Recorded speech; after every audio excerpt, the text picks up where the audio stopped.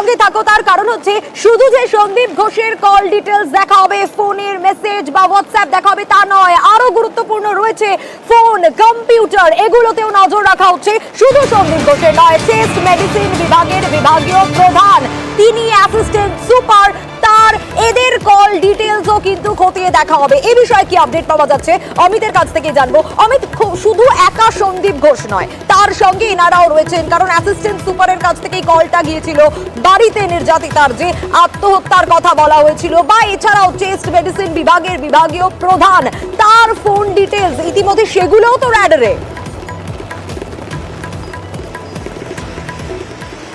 একেবারে দেখো, প্রথম কথা হচ্ছে তদন্ত করতে গিয়ে তদন্তকারী আধিকারিকরা ইতিমধ্যেই রাষ্ট্রের হাতে পেয়ে গিয়েছেন।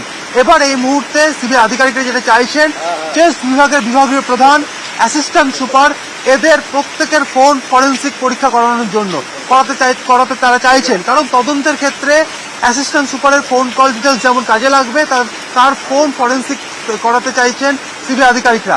চেস্ট মেডিসিন বিভাগের বিভাগীয় প্রধান, তার ফোনও ফরেন্সিক পরীক্ষা করাতে চাইছেন সিবিআই কর্তারা।